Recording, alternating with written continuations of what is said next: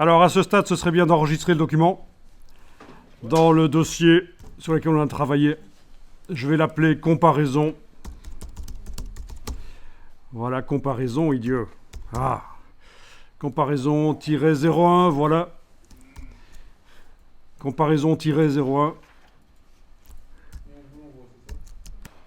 Alors, à ce stade, regardez, ne faites pas. Si je vais dans Objet, Ajustement, Remplir le bloc proportionnellement, j'obtiens ça. C'est foireux. Les blocs n'ont même pas la dimension de la couverture et ça déborde de chaque côté. Donc c'est pas ça qu'il faut faire. Je vais faire édition annulée. Par contre, ce qu'il faut faire, c'est que les blocs aillent se redimensionner par rapport à leur contenu. Il faut que les bords des blocs aillent coller sur le contenu.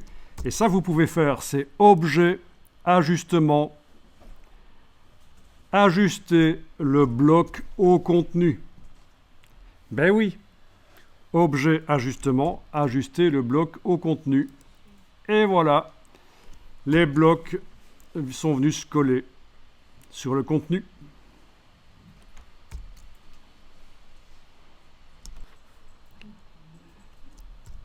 Bien, si je clique à côté et que je suis en affichage aperçu, ça peut donner des choses bizarres avec les blancs qui apparaissent. On ne voit pas bien où sont les bords des couvertures que je vais comparer.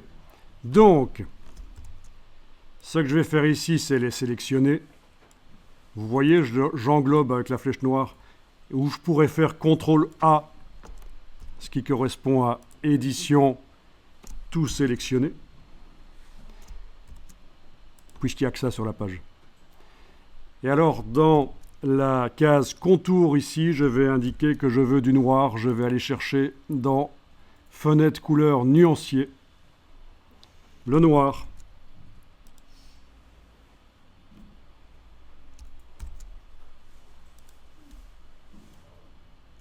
Voilà. Alors, au niveau de l'épaisseur, c'est dans la palette contour, menu fenêtre contour. On peut même dire que le contour va se mettre à l'extérieur de l'objet plutôt qu'à l'intérieur. La différence, si on fait un contour épais, c'est évident. Dans la palette contour, oui, il faut peut-être faire apparaître les options. La palette contour, elle est minuscule comme ça chez vous? Sinon, c'est ici. Afficher les options. Voilà. Donc, si vous avez un contour très épais, et que le contour est à cheval sur le bord du bloc, ça déborde sur la couverture. Ben oui. Il faut le mettre à l'extérieur. Et ça, vous connaissez dans Illustrator aussi. Contour à l'extérieur.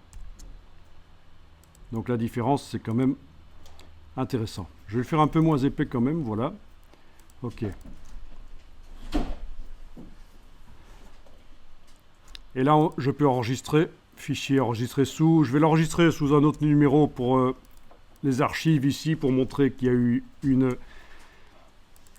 un travail sur le document. Voilà donc vos 5 couvertures. Il faut décider laquelle vous allez continuer à travailler.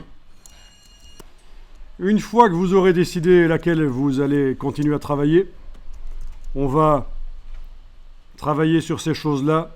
On va mettre du texte. Alors si vous avez effacé ces choses-là, on en refera facilement par la méthode justement qu'on a vue, ou par une autre méthode peut-être. On refera 3 images comme ça. On mettra du texte. Et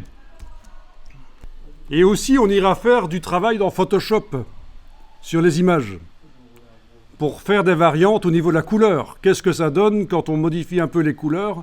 Qu'est-ce que ça donne si par exemple le fond ici bleu chez moi devenait gris, mais pas l'œil de l'oiseau qui va rester bleu? Enfin voilà, plein de choses à tester avec Photoshop en renfort de InDesign pour faire la couverture.